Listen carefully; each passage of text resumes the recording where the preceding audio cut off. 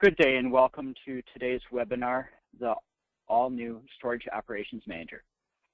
While attendees are still joining, we are going to be asking a polling question. Stephanie? So which Vivid special interest groups are you a member of? Please take some time and select the option that applies.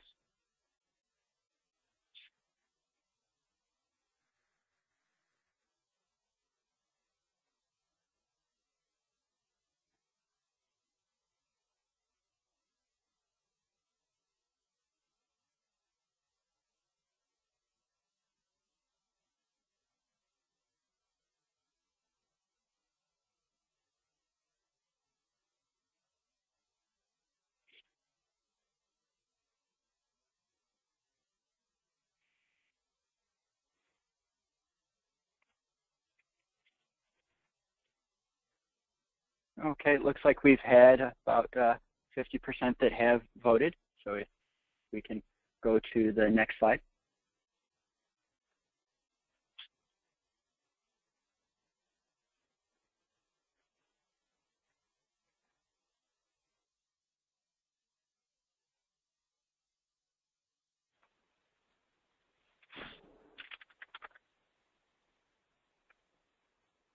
Right. And there's the results from everyone for that polling question.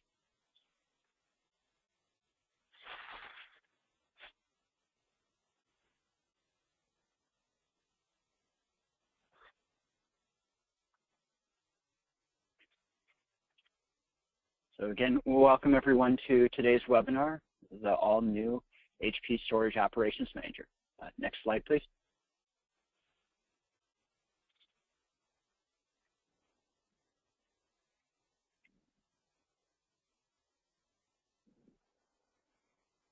And this webinar is brought to you by HP Software. And my name is Ron Cornwell. I am the moderator for today's webinar. I am the Data Center Automation Special Interest Group Leader for Vivid Worldwide.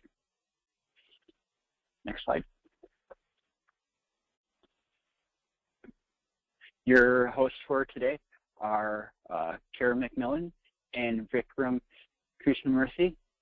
Kara is a product manager for HP's software storage management solutions. She has over 16 years of experience in storage resource management software. And Vikram is a system architect for HP's software storage management solutions, and he has nearly 15 years of experience in storage software development and design. Next slide, please.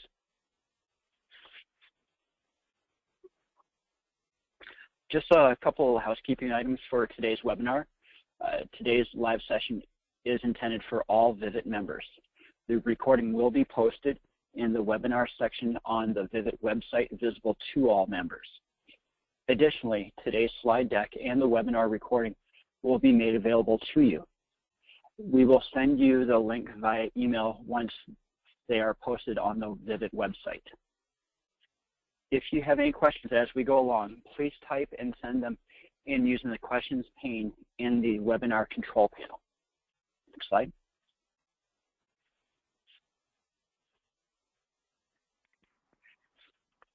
Here's a picture of the GoToWebinar control panel that usually appears in the upper right-hand corner of your screen. To submit a question, make sure the question pane is expanded and type in your question and click on send. So let's get started, and I'll pass it over to Kara. Thank you, Ron. Do you want to go ahead and advance to the next slide, please? Good morning and welcome. The webinar that we're going to present to you today is about HP Software Storage Management Solution, our newest solution, Storage Operations Manager. My name is Kara McMillan. I'm the product manager for HP Software Storage Management Solutions, including the all-new Storage Operations Manager and our legacy product, Storage Essentials. Joining me today is Vikram Krishnamurthy. He is the system architect for both products, And so the agenda we'll kind of try to follow today is I'll present to you the market challenges, a little bit about the features of 10.0, and then Vikram will then switch over and do a live demo so you can get a feel for what the product actually looks like. And then we'll go into a little bit of a Q&A, taking some of the questions in the question manager. If we do see any questions pertinent in the question manager along the way, I think Ron or Michael will bring them up and ask them during the call. So that's fine if you want to break in during the presentation. Okay, so thanks a lot, and go ahead and you can go on to the next slide. The next two slides I have here, this one and the next as well, are only in here as disclaimers. I have exactly one slide in here that has a picture of a kind of a future-looking screenshot. So I was forced to put these in by branding. So we can kind of skip over these real quick here and go on to our titles.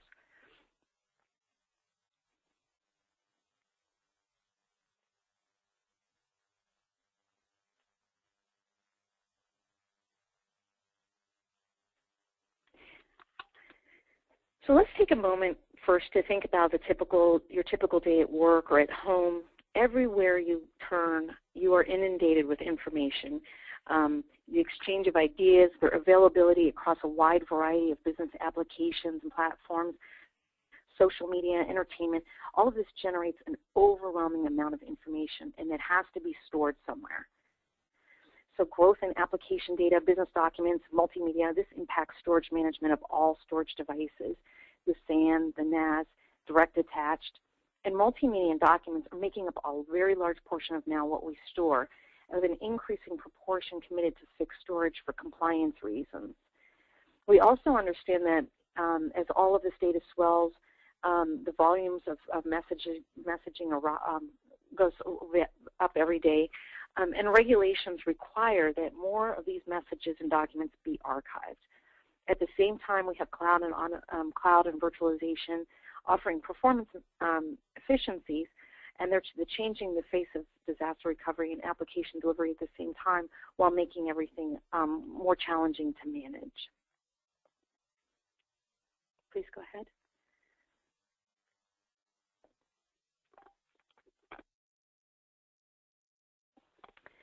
So if you consider that 25% of a typical IT budget is spent on storage hardware, so your SAN, switches, your arrays, your network attached storage, this is a massive amount of storage capacity, which drives a major requirement for IT admins to understand your usage and performance of your storage capacity. And you want to know how that storage is growing, to which servers storage is allocated. And for a medium-sized business, let alone an enterprise, this can be an extremely difficult and time-consuming task. So that's why the need for storage resource management software exists. When we took a look at the market specifically for SRM software alone, it's a $1 billion market growing at a 6% annual rate. So that's a really, it's just a hugely growing market. Please go to the next slide.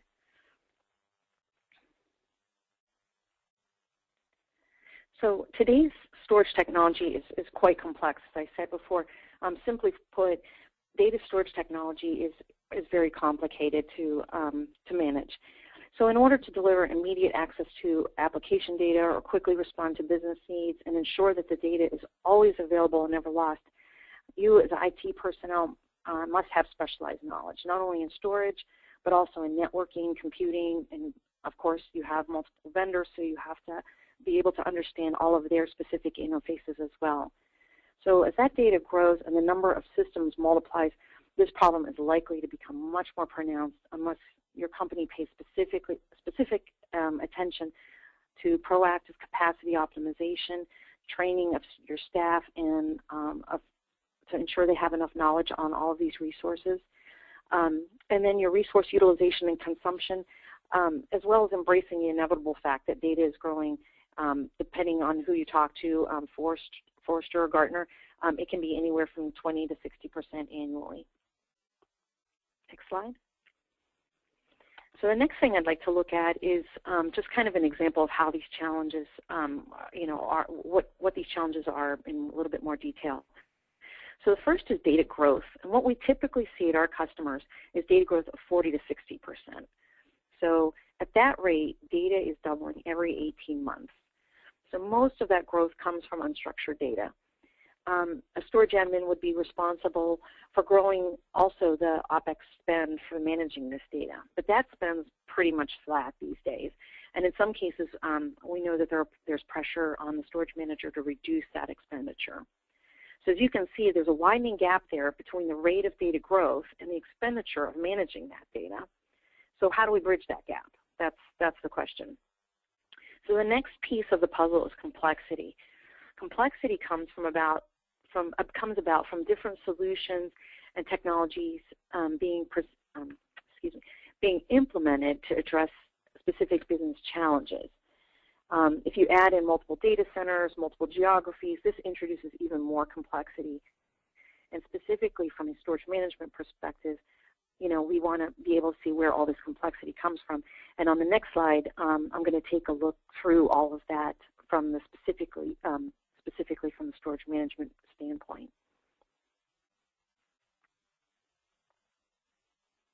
So if we look at end-to-end storage management, how do we get here? So enterprise storage is provided by externally managed storage. So do you remember we went from local iSCSI storage to external storage? So the reason we did that is because in moving to external storage, we created a pooled resource that is more efficient and flexible, and that's much easier for you to manage. Storage then can be allocated to systems from a central pool of storage without having to physically move that storage. So the sharing of storage should mean that fewer physical disks are required in comparison to local SCSI, and that storage can now be centrally managed. And shared storage was, of course, a prerequisite for clustering and virtualization technologies that we rely upon shared storage to implement. And then we have physical disks, we have them sliced, we have them diced via RAID or whichever storage virtualization technology you have, and eventually presented to host systems as LUNs via SAN zoning in the SAN fabric, and then LUN masking on the storage system.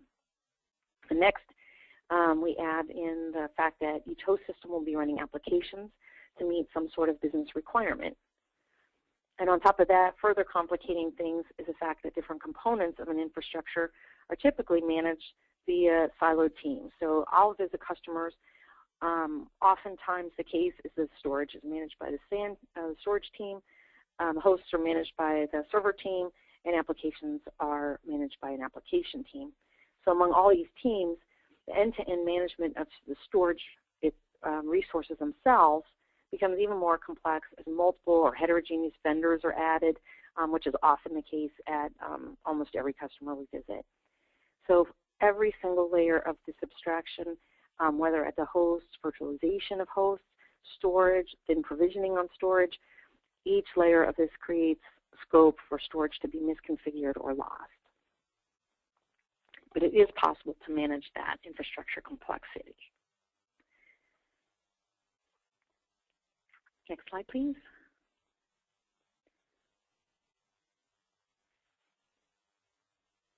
So with one solution, you can bring order to that complexity.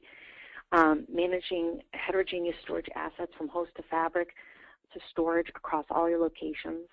Improving your storage capacity planning to understand how much storage you have and then reclaim that unused storage space.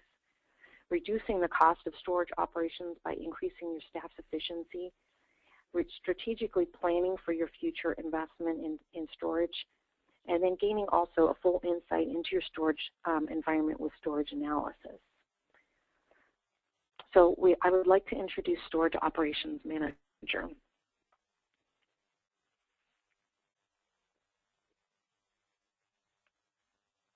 Our slides are turning a little bit slowly today. Sorry about that.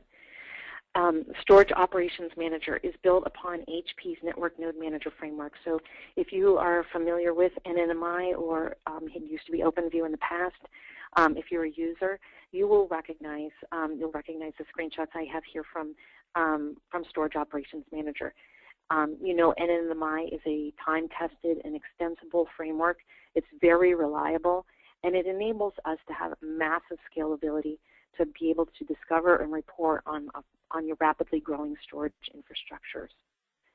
So I would like to take you through in the next few slides some of the priorities that we had for Storage Operations Manager and in how we address those. So one of our first priorities was to have a radically simplified solution for you. When we designed Storage Operations Manager, simplification was probably our #1 objective. We made the product customer installable. It installs very quickly. Probably our quickest install on silent mode was in 10 minutes. So it has a very quick time to value. It also has a very responsive HTML5-based UI with a lot of intuitive dashboards, which you'll see later on in the presentation when Vikram does the demo. In each of those dashboards, you'll be able to drill down to useful metrics in a minimum number of clicks. This was direct feedback that we had from our customers in the past, that they wanted to get the data with the fewest clicks possible. Another simplification in Storage Operations Manager is the ability for us to release new device content in a modular fashion. So as you add new device models to your environment, we will be able to develop for those devices off-cycle from our releases, and then we would upload it for free to HP Live Network. This is our content sharing platform, and you'll be able to download that free. And so that would be true of both device content and reporting content as we build out new reports. Next slide, please.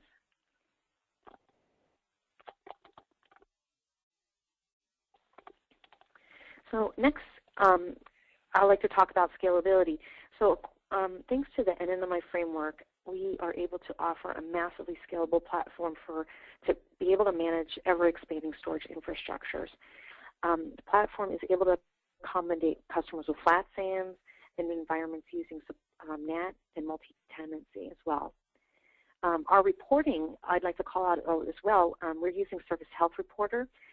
Service Health Reporter, or SHR, is included with SOM, and it's got a powerful Sybase IQ database data warehouse behind it, and its report content is also included, and storage content is also included for SHR.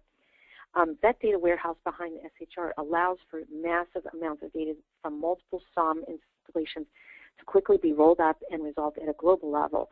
So you'll be able to see from different geographies, or if you deploy more than one Storage Operations Manager server in a single data center, you'll be able to roll those up and report out at a global reporting level in Service Health Reporter. Also in the area of scalability, I'll just call out that we're also, our discovery is element-based, which will be able to provide much faster and fresher data for more accurate decision-making. Next slide, please.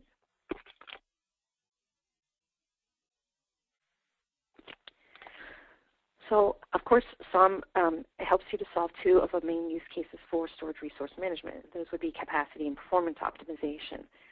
So in the area of capacity optimization, we are able to identify sources of unused storage capacity. And so I'll be able to allow you, and Vikram will allude to this later in the demo as well, to show you how to reclaim your storage from other that you may have lost out on your host. It may have been allocated to a host and never used, and we'll be able to show you how you can reclaim that storage and then, of course, repurpose it, and that would allow you at that time, then that allows you time to delay your spending on additional storage hardware. In the area of performance management, we can also help you pinpoint areas of degraded performance within your infrastructure, and then when you address those, optimize the performance of your SAN. Next slide, please.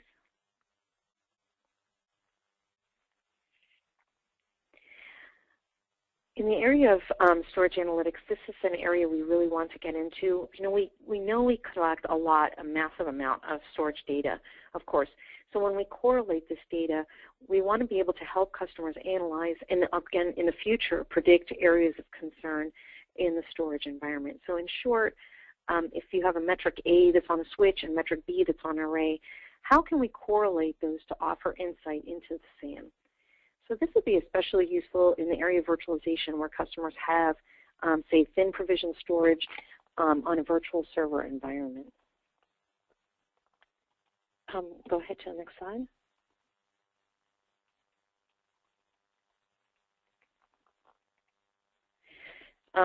And I just want to kind of make a note on our customer feedback. We run a program called Early Product Review.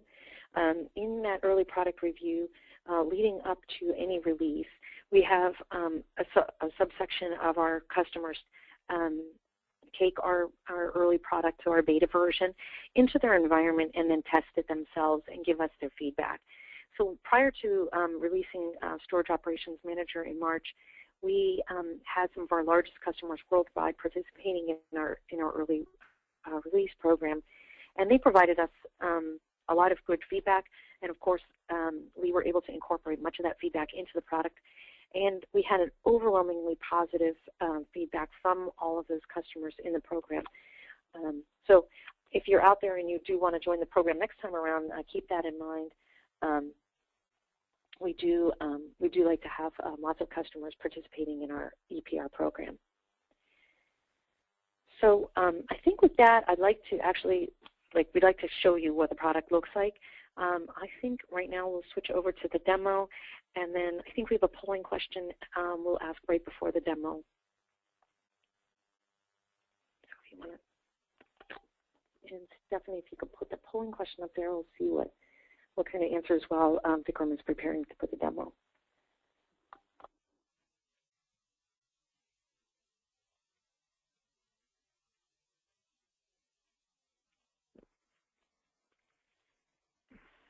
Okay, the polling question is live.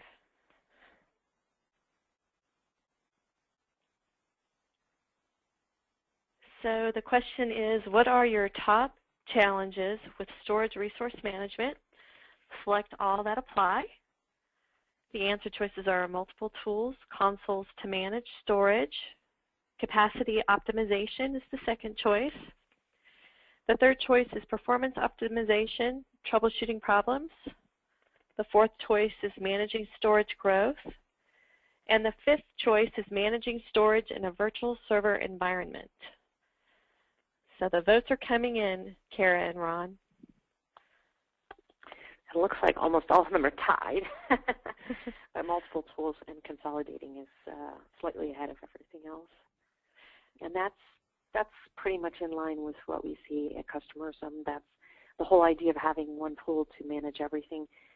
Yep, there you go, about 70% have multiple tools, but everything else is not far behind. So it's good to see that kind of validates is what we're doing with the solution, and just to help you manage all of, to consolidate your tools and manage your capacity optimization.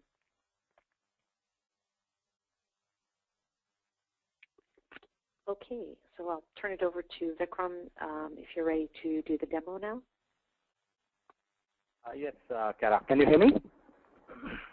Yes, we can hear you. Okay, so good morning, good evening to all. So basically, today I will try to demonstrate 2 or 3 use cases of Storage Operations Manager, mainly around capacity management and topology, and if time permits, I'll try to walk you through some of our inventory views. So this is the the landing page of the Storage Operations Manager, which is an asset dashboard. Are you sharing? Vikram, I don't think the sharing is working right now. I am. Oh, okay. Apologies. Can you see my screen now? Oh yes, now we can see it. Thank you. Okay. Yeah.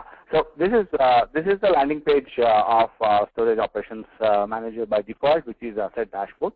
So this is a simplified dashboard of the various types of devices in your environment, which will be hosts, storage systems, virtual machines, and switches, which are basically classified by the device profiles, so the different types of based on the model vendor.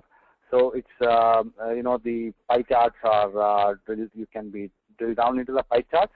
So you just click on that, you get a filtered list, of the particular pie chart or the type that you mentioned here, the device family, as you can see. So the navigation is through the the breadcrumbs. You don't use the the browser back button to navigate. So it's you can navigate back and browse through whatever you are interested in and really what you want to take a look at that. So this kind of presents to you what's discovered in your environment, what are the different kind of devices, what are the operating system platforms, and the switches and the storage systems that I have in my environment. So moving on to the environment capacity dashboard. So typically we have the multi-level drill down dashboards, and what you see here is at the environment level. This is the dashboard for all the devices in your environment. Just gives you a snapshot of what your environment looks like right now. So the environment summary is a count of your devices. Typically you will see that hosts will be the maximum number of devices in your environment, and in this case it's about 75% is hosts. Then you will have the switches, and then storage systems and your NAS devices. And then for each device type, we have selected one metric that we present at the environment level, so that you can gain a simple perspective on of the capacity status in your environment at that point of time. So for example, here you look at the storage system pool capacity, and what this tells you is what is the total pool capacity and of all the arrays in the environment level, and then how much is being allocated. That means how many volumes have been created out of these pools, and how much space is available for expansion in this environment. So here you can see that about 75 to 80% of your storage in this particular environment, the data center that I have discovered, you can see that about 75 to 80% of your environment is the pool capacity is being allocated. That means you have you have scope for about 25% expansion within the pool capacity. So the next is this is the storage provider layer, and next to jump down to the host logical capacity, so which kind of tells you how the storage that is allocated from here is really being utilized in the host level. So here you can see that out of the total pool capacity, I have allocated about 75% of them, and of all the storage that is typically allocated, about 50% of it is being used, and about 50% is roughly more than 50% is free. So now this number doesn't add up to the pie here, basically because you may not have discovered all the hosts in your environment and collected all the file system logical capacity details on those. So this is for the discovered hosts. Among the discovered hosts, we will present you a snapshot of how much of the file system capacity is being used and how much is available. So here you can see that my utilization levels are slightly on the higher side, but I don't have the danger of running out of storage in the near future, because in the consumption layer I still have about only 50% of consumption. Moving to the NAS system capacity, we have typical a typical NAS system capacity, file system capacity, and you can see here that what's free and what's really available. So finally, we have the switchboard utilization dashboard. So this kind of tells you the number of free ports available in your switches and to expand your fabric. So here you can see that roughly more than a quarter of your ports are free to be available. And overall, if you look at the system, we seem to be fairly well placed at this point of time, and we have fairly decent allocation levels and moderate consumption levels of capacity, and there is scope for expansion or addition of new host or storage devices into the system without having to procure additional fabrics or switch devices. So fairly it tells me in a snapshot that I'm in an okay situation. I don't need to worry about any immediate cost of procuring additional devices in my environment. So, but this is one perspective. Now, you really want to drill down into more details, analyze what is the, while pool capacity is what has been carved out of raw capacity. So, you want to understand how the raw capacity itself, utilization itself is happening, and then gain different perspectives on the storage system side. So, you just come to the environment summary and click on the storage systems pie, and you are taken to the another dashboard, set of dashboards, which are for all the storage systems in your environment. So this is what we call the storage system capacity dashboard. So with this dashboard, we are trying to present three simple perspectives on the capacity utilization in your environment. So the first perspective is by the is on the raw storage in your environment, which is typically the raw storage on the array. And then we will give you the top 10 devices by raw used capacity and the raw available capacity. So what you want to look for here is, if a device shows up in the top 10 of the raw used capacity, and then it's not showing up in the top 10 of the raw available capacity, then it kind of indicates that the storage device is relatively running out of raw storage. You can drill down into that storage and analyze how much of that raw storage is being used in the pool level. But here, if you see, we can see that this storage device named Sunflower is right up there in terms of the raw use capacity with about 53 terabytes, and it's also right up there when it comes to the raw available capacity, which is with about roughly about 4.7 terabytes of available storage. So this tells me that overall this is a very heavily configured, a heavily provisioned storage system in my environment. So similarly, you can look at other devices and where they appear, and you can see here that the device Olive is right up there, and we don't need to worry about procuring new, more disk storage to that one right now. And similarly, you can make some simple inferences. So what you see here is for some of these XP and P9500 devices, you have used up all the raw available, all the raw storage, and you don't have any of the available raw storage in the available column. So the next perspective is to understand where I stand in terms of the current, having to provision the more storage. So there you see the logical unallocated storage, which is the storage available in my pools, configured pools for creation of more volumes. So here you can see the top 10 arrays by unallocated storage, which is sorted by the storage, and you get a chart perspective of how the unallocated absolute storage measures up against the overall storage. So, for example, you can see here that though the array Sunflower appears in the top 10 in terms of available storage, you will see that in terms of the percentage utilization of your allocated pool storage, it's pretty much up there. It's almost completely fully utilized. So, though it has about a terabyte of storage free. So you can you know that you are fairly well placed in this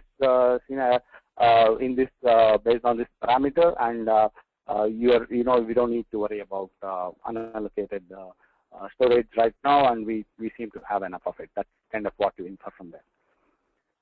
So the next perspective we have is basically around storage reclamation. So that perspective is provided by the logical unmapped storage. So when we say unmapped storage, what we really mean is that you can see here that the unallocated storage is in the green and the allocated storage is in the blue.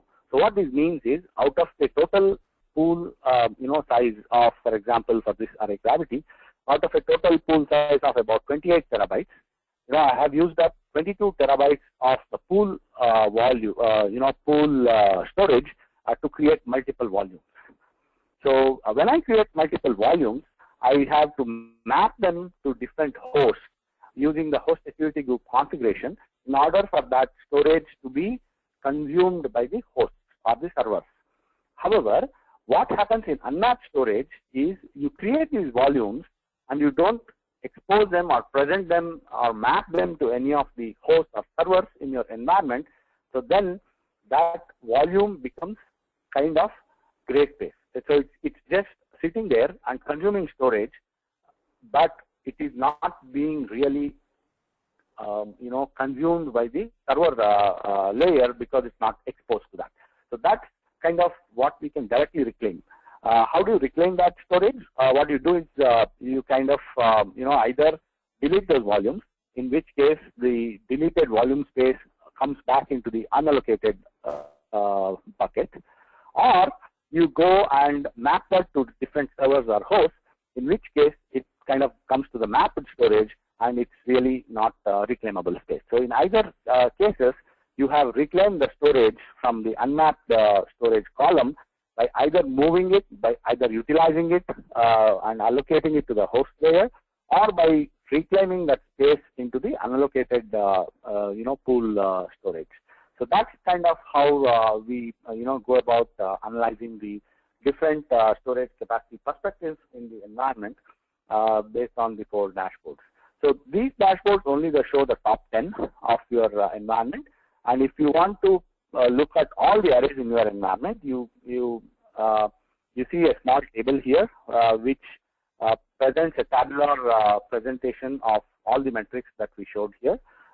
So what you do is, if you want to play around with it, you just click this pop button and pop it out of this into a separate browser window, where you can resize it, and you can see here that we have added all the perspectives here. So here is the raw used and available and the percentages, and then you have the unallocated, unmapped percentage, and all the storages. So this is, you can sort it, filter it based on criteria, or, you can really play around with this table and, understand how, for example, if you are interested in, looking at all arrays that have a raw use capacity of, more than a certain value, so you could create a filter and, you say, show me everything that is, for example, greater than 5 terabytes. So let's say 5,000, right? So then this gets filtered, and you can see that, you have the list of all storage that has more than 5 terabytes. Oh, oops.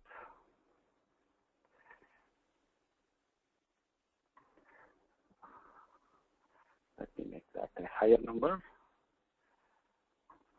50 terabytes. So, okay, so that looks better. So that's how you go about analyzing the storage system capacity in your environment. So the next level of drill down is provided by clicking on the particular storage system you see here, in which case it takes you to the element level dashboard, the dashboard for that particular storage system. It's one more level of drill down, and there you can see all the capacity and the collected performance statistics on that particular device. So this is a consistent navigation mechanism. Everywhere you see select an element, you can launch a dashboard of that element, where you get a quick summary of the storage system. So you can see that this is this is a 3-par storage system, and this is this is successfully discovered in the environment, and we can see what is the raw capacity, the logical usage, and when you drill down into the element level, you can also analyze the post-trade allocation and the post-trade usage metrics. This is basically the pin provisioning allocation and the pin provisioning physical usage metrics. So then you see some other data on the device, like, for example, what are the configured performance collection schedules for this device, and some of the collected metrics on the device. You can see the total data rate, the IO rate, the response time, the queue depth, volume date, and more metrics at the storage system level. So this is how you work with environment capacity, and it works pretty much the same for all the device types. For example, if you drill down into the host, you will see the host.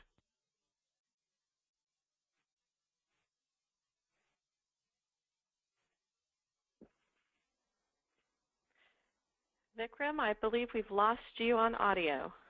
There you go. He's dialing in again. Kara, is there anything to note about the screen we're seeing while we get Vikram back in? Oh, well, I was just going to say while we're waiting for Vikram, I could. There are a few poll questions that I'd like to take a few minutes to answer. We had a bunch of pollers ask about different integrations, so I'll just kind of go down the line. So the first one I saw here was a request for a Ucmdb integration. And the answer to that is we have a beta right now in process for Ucmdb integration. If you are interested in that, my contact information will be on a slide later in the deck. I would urge you to please contact me, and then we could work with you. We're even able to right now under NDA show that to customers. So if you are interested in the Ucmdb integration, please contact me. And then the other two that we are working on for future, we had requests for a VPV integration here. And let me see, there was another one here for an integration, which was, it's not actually an integration, it's for object storage and Helion content.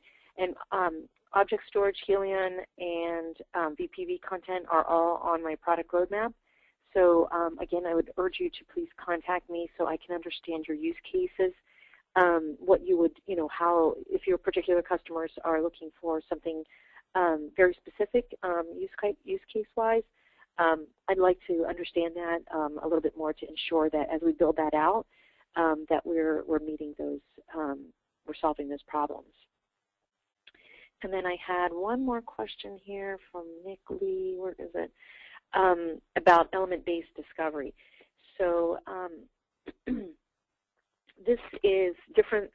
If you were familiar with Storage Essentials in past, which is Storage Operations Manager, of course, is a successor product to Storage Essentials. If you were familiar with how Storage Essentials did discovery in the past, what you had to do in SE was schedule your discoveries. So you had to schedule each all of your hosts and storage elements into a discovery, and then they would kind of run successively. And if you had an issue with any one part of that discovery, say it got hung up on an array, anything after that array would have to be sitting around waiting on that array to finish discovering before a discovery for the next element. And so the difference with Storage Operations Manager is every single element is discovered independently of every other element in the environment. So if one array gets hung up during its discovery, it will not affect any other element in the sand that we're discovering. So everything will discover independently of everything else. So that's where I'm talking about. That's what I mean by element-based.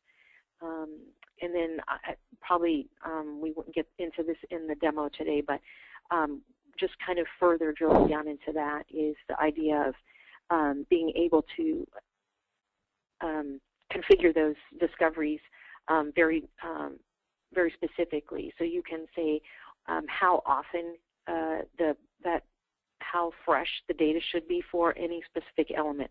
So for instance, you want to say, I don't want my 3 parts to be discovered any further apart than 15 minutes. Then you can do that for those arrays. Or on the flip side, you can also specify blackout period. Say you have a backup or something going on in your environment in the middle of the night. You can say from 2 to 4 in the morning, don't do any discovery, don't bother these elements, because I have some very important work going on here. So you can set blackout periods even down even to 15 minutes, or so you can really control the amount of data and when you collect it. Hey, Sarah, so, I'm back online. Back on. Okay, yes, great. Sorry, so I'll sorry for that. Yeah, no problem. I was just answering some questions. Carrier here disconnects the call after 1 hour, so I think that's what happened. Sorry about that. Okay. no problem. Okay, so can I continue with the demo? Sure. Yep. Please do. Okay. So we were looking at the host capacity dashboard. So it's pretty similar in navigation to the storage system capacity. We have 4 dashboards for the host as well. So the first 2 are by file system used and free space, and the next 2 are pretty interesting. These are again reclamation stories. So one is the unused volume group capacity. So this is basically all the the capacity that is unconfigured or unused in your volume groups, and this is what we call as gray space. Because it is from the perspective of the disk, it is utilized because the disk is assigned to the volume group. But if you really see, that space is unused because you have not configured volumes out of the the volume group. So it's pretty similar to the unallocated storage available in the pool space in a storage system. And the new metric that we have here, which is not a used and which is an absolute number, it's not a used and free concept, is what we have as unused storage. So basically, these are all the volumes that are assigned to the host. So if you remember previously, I mentioned that you move the storage from unmapped to mapped to reclaim that storage and make it usable by the server layer. But you could still not use those disks that show up on the server to configure anything on them. You could neither configure a volume group on that, or not configure a file system, or not allocate it to any application like Oracle ASM. So that is what we call as white space or unused storage. And so what you see here is basically the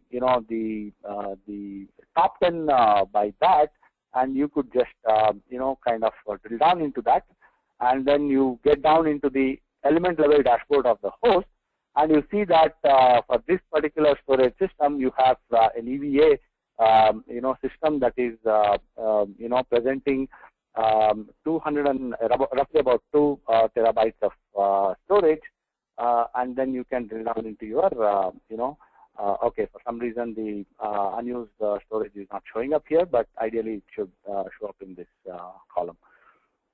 So that's kind of how you, Kara mentioned that as and when you create, every abstraction layer of storage configuration, you have scope for misconfiguring and losing storage. So that's kind of what we are trying to highlight here at different levels. That you could leave storage unused at the raw storage level. You could forget to create or assign them to pools. Once you assign them to pools, you could forget to create volumes out of those. Once you create volumes, you could forget to map those to the host. And once you assign it or map to the host, you could really forget to configure them or use them in the host. So here we have the workflow to basically highlight the capacity parameters at every single configuration level and clearly bring out what is used, what is unused at every single level. So that's kind of how we have designed the environment capacity dashboards at the different levels for the host, storage system, and switches is pretty straightforward. It's just the used and unused ports, and you have similar navigation for the NAS storage systems as well. So this is basically, we show the total used and free for a NAS storage device. So that's kind of completes the capacity of the management main use cases within the system. So let me quickly jump into the topology maps and how we show the system topology and how we can navigate into the individual element topology based on that.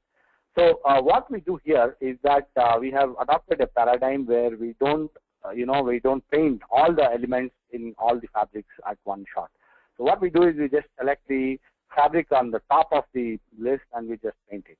So if you want to see more things, you may want to select the fabric that you want to see, or you just say show all.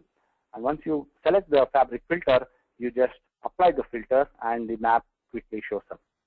So what you see here is that this is a HTML5 based UI, and it paints about 200 and roughly 300, just less than 300 map objects in pretty quick, pretty quick time. So you can zoom in on the map. You can zoom in at different levels in the map, and you can zoom around with this pane that you see here, and you can see what area of the map that you want to zoom in on. we have one more level of filter available to view the maps, because if you show all the connections across all devices, it could get cluttered. You may want to look at only the host to storage, the host to switches connectivity, or to the array and switch connectivity. So just select the appropriate filter and I apply, and then you see that the map kind of reduces, and now you paint the filtered map in your environment. Oops.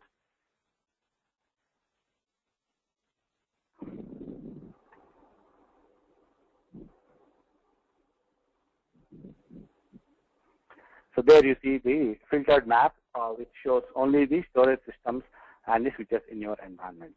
So the map also supports a search functionality. You could just look for a particular array. For example, let's look for sunflower, and you can see that it auto completes as well. You can select the element that you are looking at, and immediately you will see that the element is highlighted.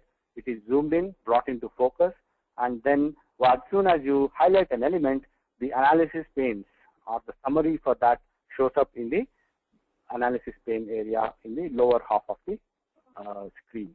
So you can see that this is a storage system, which is a 3-part system, with a 3-to-1 hardware level, and you can also see, for example, map count is number of licenses that is being consumed by this device, and access point is the is the IP address or the proxy used to discover this particular device, and you can see what is the data collection policy that applies to that.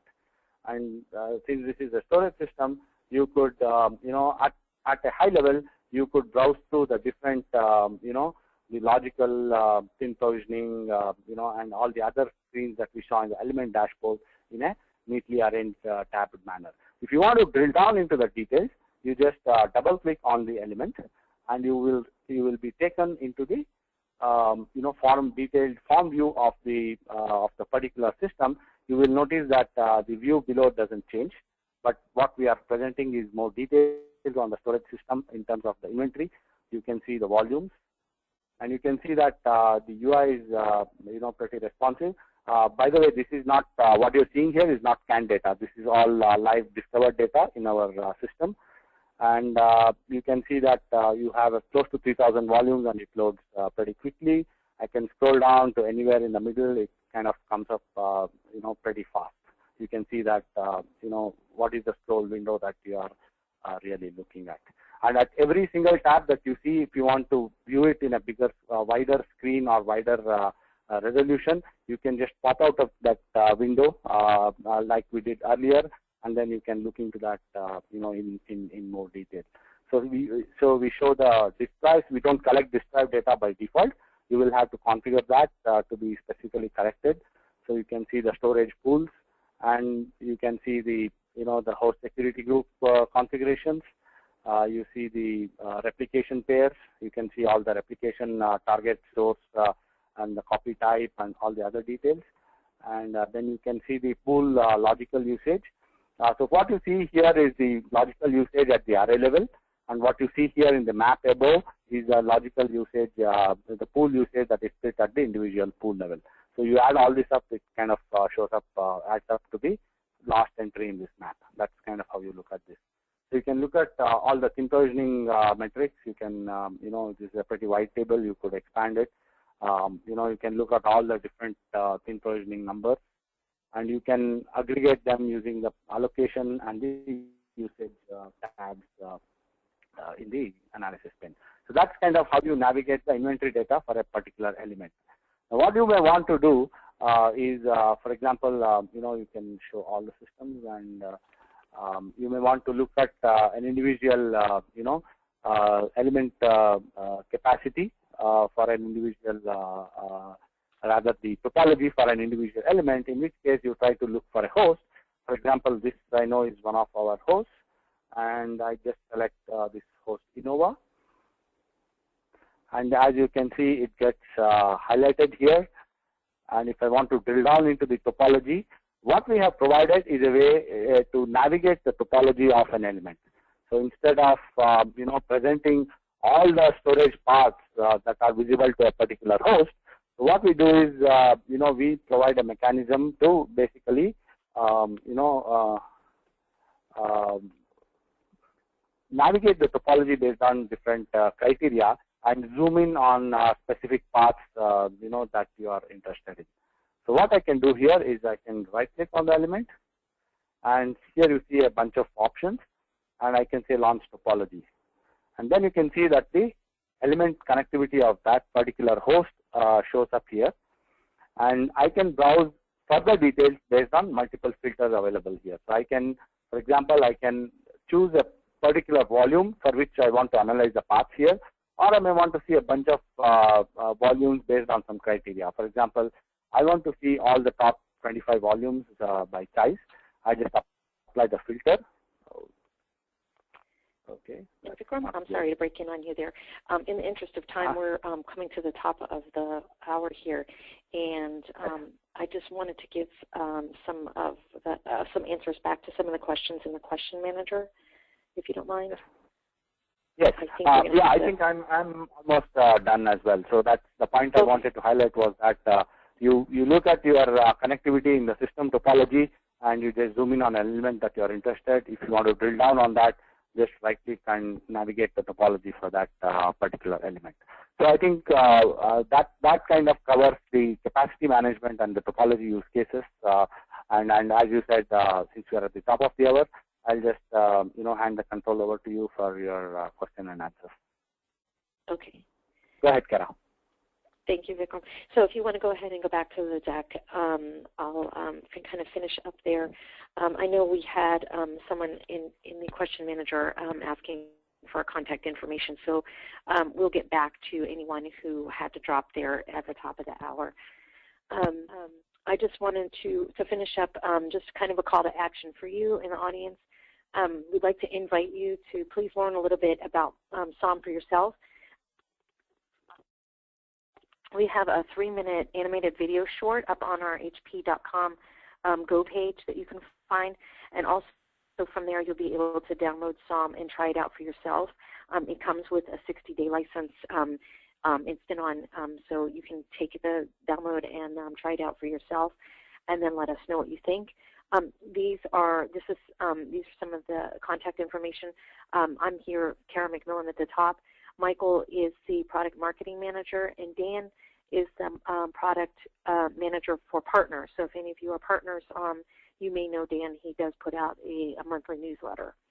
I'd also like you to, if you or your customers will be a Discover from the 2nd to the 4th of June, I'd like to indicate that we'll have not only a booth on the show floor in the HP Software Pavilion or area, but we'll also be showing some future items in the Tech Showcase in the NDA area. And then we'll also be presenting 3 sessions. And the one I'd like to specifically call out is the session on the 3rd that will be presented with our customer, Philip Sellers of HTC, who was one of our early product reviewers. So with that, I think I want to just address a couple of questions if people still have time. Let me see. There's a question probably for Vikram on how do you manage thin provision volumes over provisioning of storage capacity in an array. I don't know if that's Eugene lost a call actually, so that's something we may have to follow up with afterwards because he's no longer on the call. Okay. Another question we had was licensing. We license by maps, managed access ports. What we did for Storage Operations Manager was Simplifier Licensing. So we have a basic package called Premium. Within that, you are licensed by ports, of course, and within that, you get capacity management, chargeback, showback, NAS management, and reporting.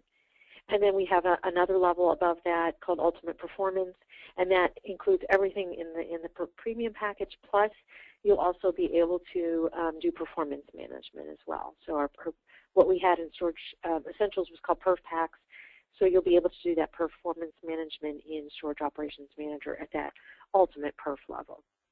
And then within each of those 2 packages, we have tiering based on volume purchase, right? So if you're purchasing more maps, then you would get a lower price per map.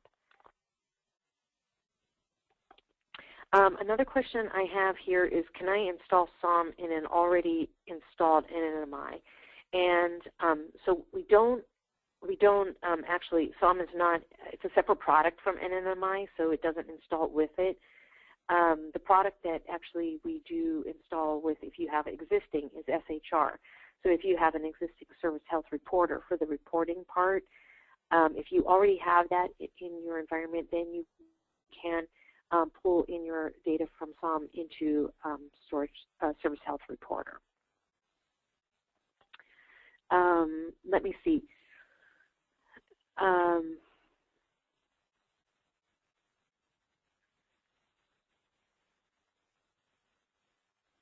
Let's see. There was a question here about, oh, first of all, someone asked when it's going to be released, and it's already released.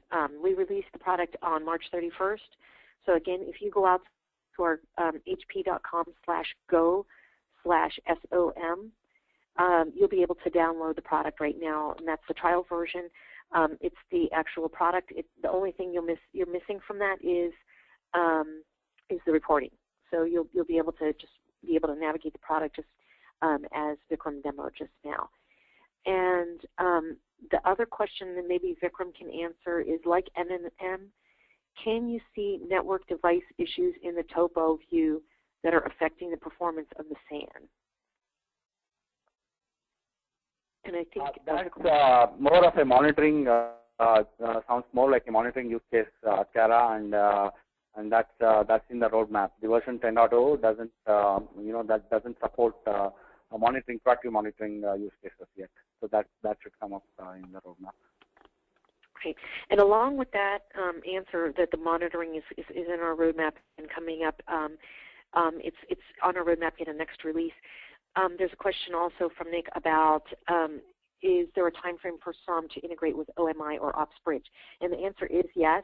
As soon as we have all of the monitoring and eventing fleshed out into the product, we will also be integrating with OMI or the OpsBridge. And I would encourage you, if you or your customers will be at Discover, to please visit our display in the NDA or the tech showcase, and we can talk a lot more about that under NDA in the tech showcase at Discover. Let me just see if I missed anything else. I know Warren had to leave the call, and he had a question about 3PAR, OneView, and Cloud System. And those are all things that 3PAR we already support in the product, of course. And OneView and Cloud System are, I assume he means Helion, are things that we have on our roadmap for the future as well. And I think that looks like all of the, I think we addressed most of the questions here. Have all of the SE supported devices been ported over to SOM? That's a good question as well. We ported the most, okay, so it depends. Some of the devices that we supported in SE are pretty old and legacy devices that we may not ever port over to SOM because they're end of support or end of life themselves. Other devices we have been porting over on a prioritization basis based on how high priority they are at our existing customers and how high priority, like newness and freshness within the vendors, right? So HP, EMC. If there's something new that everybody's using, those are things that we've been porting over.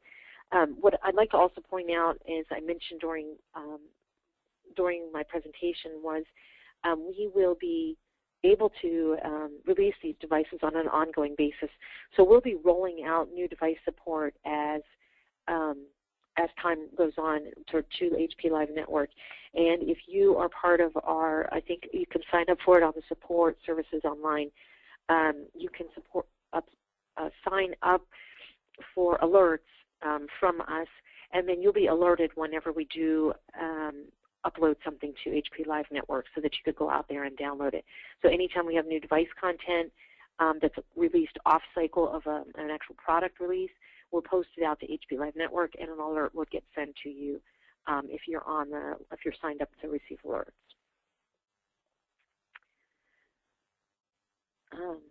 So I think that's all the questions. I think if you go to the next slide, I think we have a bit of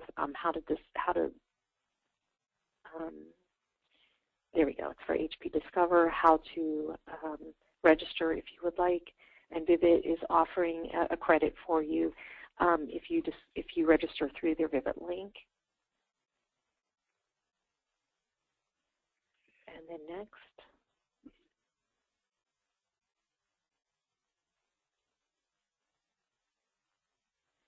And Vivid is offering, I don't know if Stephanie, you wanted to step in here and discuss the deep dive sessions that Vivid is offering upcoming. You can register for those on their website, and this is just kind of a list of those that you could register for. Great. Thank you, Kara. This is Ron. As you can see there are several Vivid deep dive sessions that are being offered this year at Discover on Monday, June 1st from 1 to 5 p.m. These sessions will allow you to hear real-world implementation experience and examples from practitioners who are in the field solving business problems with HP software tools every day. The cost per session is only $99 thanks to our sponsors. This is an incredible value which normally costs $495. So register for these sessions through your new or existing HP Discover conference registration. Next slide, please. And thank you for attending today's webinar. Please be sure to complete the short survey after the end of the webinar and opt in to receive more information from HP Software. By opting in to hear more from HP, you'll be entered to win a drawing for an HP Slate 8 G2 tablet. Just a reminder that the webinar recording and slide deck will be posted to the Vivid website. In the next few days, you will receive an email with those links. Thank you. And Stephanie? Well, thank you all for attending today's webinar. A big thanks to Kara and Vikram for your wonderful presentation. And in the next day or so, you'll receive an email, like Ron said, with the link on the Vivid website to view the on-demand recording, see the slide deck, and the Q&A in the coming week. So thanks again. Enjoy the rest of your evening, day, or morning, wherever you are, and we'll look forward to seeing you at another Vivid webinar, an HP webinar. Take care, everyone. Thanks again. Thank you.